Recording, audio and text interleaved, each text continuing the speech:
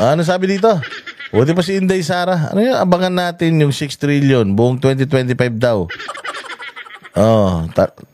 Ewan ko sa'yo, Mariam, gulo mo. Sige, diretso.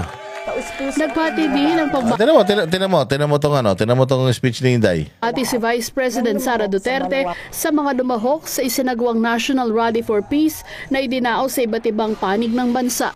Sinabi ni VP Sara na napapanahon ng ganitong pagkilos sa harap ng mga pagsubok na pinagdadaanan ng bansa. Taus-puso akong bumabati sa lahat ng lumahok sa malawakang Peace Rally ngayong araw. Ito ay isang makapangyarihang pagpapakita ng pagkakaisa at pananampalataya na ang tanging hangad lamang ay kapayapaan tungo sa kaunlaran ng ating bansa. Nagpapasalamat ako sa ating mga kapatid sa Iglesia ni Cristo sa inyong patuloy na pagsisikap na maghatid ng pagkakaunawaan at pagkakaisa sa ating mga kababayan. Tinan mo simple. Short and simple. SAS. Punto, diretso na kagad sa punto. Salamat sa iglesia kasi gusto nyo ng kapayapaan. Parang sinasabi dito ni VP, I'm open for that. Okay ako dyan. Actually, gusto ko naman talagang magtrabaho lang eh. Wala naman ako talagang hinihiling para sa 2028 because ang layo-layo pa niyan eh. Gusto ko lang naman matapos ko yung 6 na taon ng maayos. May mandato ako eh. Nasa akin yung DepEd at dami ko mga sanang gustong gawin. Kaya lang, pinupolitika ako eh. Tapos ngayon, bilang VP, ganoon pa rin ang ginagawa sa akin eh. Sa ginawang ito ng Iglesia ni Cristo, it's tinatanggap ni VP Sara eh. Parang sinasabi niya dito, tinatanggap ko ang hamon ninyo ng pagkakaisa. Pero gusto ni Inday, putang ina, hindi sa kanya manggaling. Manggaling dapat to sa pinakataas. Dapat si Bongbong, ang speech niya kanina, tinatanggap ko po ang inyong panawagan ng pagkakaisa.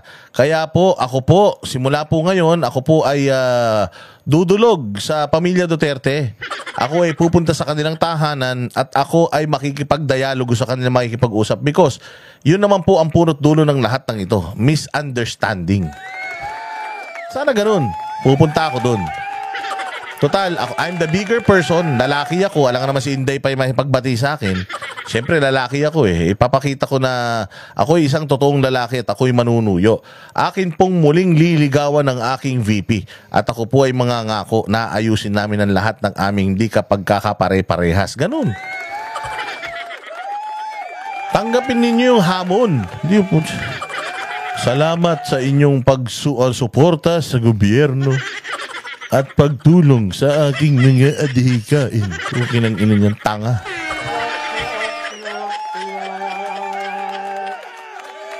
So, ano sabi ni VP? Salamat sa mga taga-iglesia.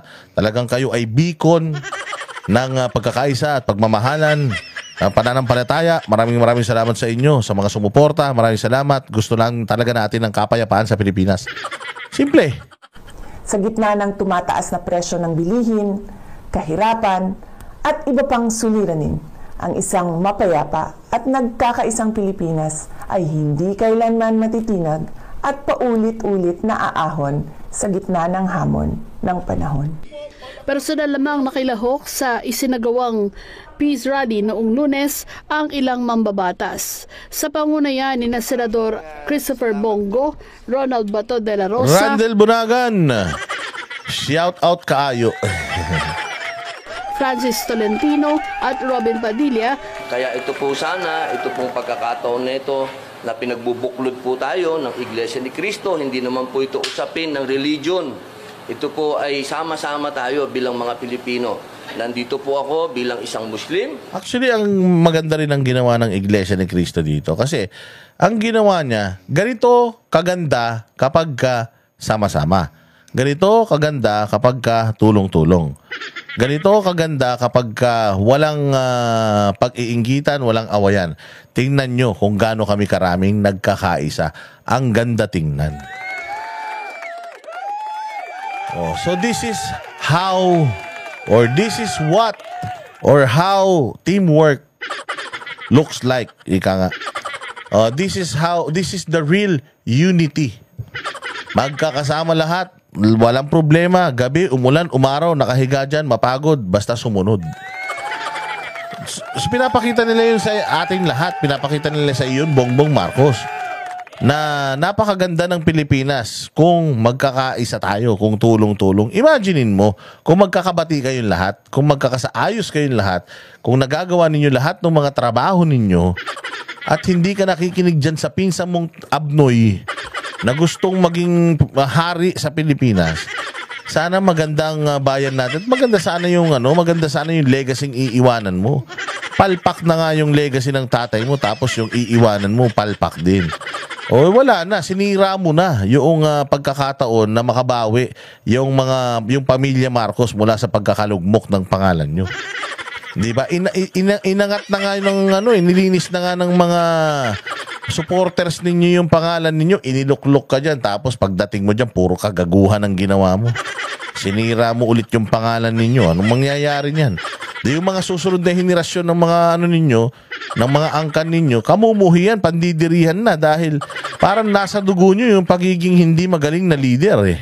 Ako po ay sumusuporta sa hakbangin na ito. Panahon na po para tigilan na po natin ang napakaagang politika. Kaya po 2025 pa lang nagkakaganito na tayo. Kaya po kasama kami dito sa kanila pong rally para po muli ay magkaroon talaga ng unity team, na magkaroon po ng pag-uusap, magkaroon ng pagsasama at patungo po sa kaunlaran. Pinasalamatan ko po Iglesia ni Cristo dahil sa gawaing ito na napukaw sa kaisipan ng ating mga kababayan ang pangangailangan na magtulungan. Nandun nakasalalay yung pagsulong ng ating bansa. Kung ngayong pagbubukas ng taon tayo nagpapakita na ng pagkakawatak-watak, palagay ko kahit anong gagawin ng executive branch, ng legislature, huwag na natin isama ang judiciary, walang mangyayari sa atin. Diba? So, dapat siguro talagang magkaugnay-ugnay. Andito tayo para makiisa sa ating mga kapatid sa... Again mga bossing walang in-invite ang Iglesia ni Cristo dito, wala. Wala silang in-invite. Nagpunta yung mga yan, mga politiko yan, they will accommodate them. Pero wala silang in-invite. This is supposed to be open to all. Lahat nagpunta dyan, kaya binigyan nila ng posisyon. Siyempre, hindi mo naman pwedeng ihalo yan sa mga tao. So, ilalagay mo yan dun sa pwesto na makakaupo sila. Siyempre, mga halal ng bayan, matataas pa rin ang posisyon ng mga yan. So talagang sila ay inilagay diyan sa mga upuan nila. Pero hindi yan inimbita sila. Pero syempre, alam mo naman ang Iglesia ni Cristo, unity nga ang gusto nila eh. So kahit nga magpunta diyan si Leni Robredo eh. Si Leila de Lima, kahit magpunta nga diyan ng Makabayan Black siguro eh. Baka i-accommodate ng Iglesia ni Cristo kasi nga yun nga ang panawagan nila, pagkakaisa sa bayang Pilipinas tungo sa totoong bagong Pilipinas, hindi yung gagong Pilipinas ng gobyerno. Iglesia ni Cristo at saka sa ibang mga andito ngayon. May nakita natin, may mga Muslim, may mga Katoliko, may mga iba-ibang mga relihiyon na andito ngayon. Tayo nakikiisa sa ginagawang National Rally for Peace. Ito namang rally nito ay ginagawa para sa kapayapaan, di ba? Lahat tayong Pilipino ay umaasa na makamit ang kapayapaan. So, andito tayo para suportahan yung Rally for Peace. Ever since, ang stand ko po, kapayapaan. Para makatrabaho na tayo. Yan talaga. Ito si Bongo talaga. Ito talaga ang puros trabaho lang nasa isip. Wala na ibang iniisip to. Ang vision nito, mag-servisyon, dito namumuliti ka, maniwala kayo. Ang gusto lang talaga nito, work hanggang sa dulo ng kanyang termino. Tumatakbo ulit to. Kaya iboboto natin to. Kasi sa lahat ng mga senador, para sa akin, ito yung may pinakamalaking impact sa lahat ng mga naging senador. Para magbenepisyo po yung mga kababayan nating mahihirap na nangangailangan po ng tulong mula sa gobyerno. Sila yung nag-aantay na makapagtrabaho tayo muli. Nakiisa rin sa pagtitig... Ay, ang dilim. Ang dilim. Tapos mayroong mukhang ewan. Ay, nandiyan dyan din si Isko. Actually, nandiyan si Isko, yung team ni Isko. Pero nandito rin pala si Madam. Nauna ka pang umatin ng rally, Madam, kaya linisin yung Maynila. Nauna ka pang umatin dyan. Tingnan mo nga iniwan ng mga nagtranslasyon. Ang dumi-dumi nung iniwanan ng translasyon binigyan pa ng trabaho yung mga MMDA para maglinis Tingnan mo tong INC, sila mismo naglinis Mahiya ka O pagkatapos niya ng interview mo dyan, dapat dumiretso ka maghakot ng mga basura nyo, ha? Ang dilim naman dito. Tapusin na natin tong live na to. Walang hiya, parang makulimlim, bumabagyo. Tipon sina Manila Mayor Hani Lacuna at dating Manila Mayor O yan ang unity. Malay mo, dyan na sila magkabati, di ba? Ay. Isko Moreno Domagoso.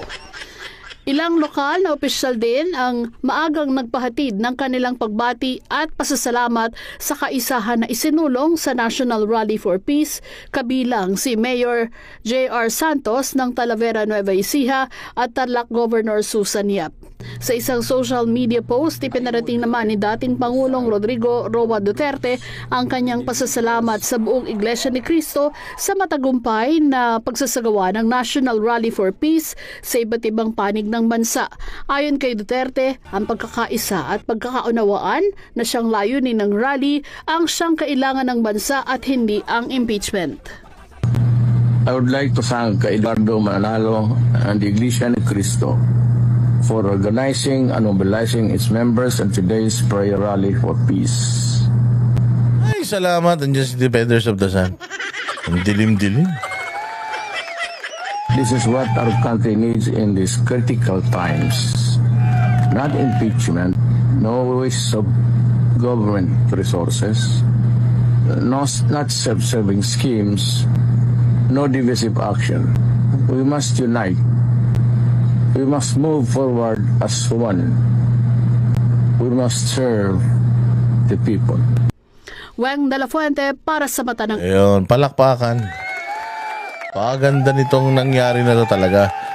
Alam mo, ang pangit lang dito is, Bongbong Marcos, with his wavelength, missed the whole point. Putang ina yan.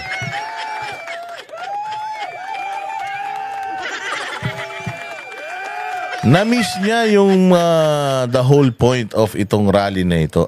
Sana all. Salamat kaayo sa'yo.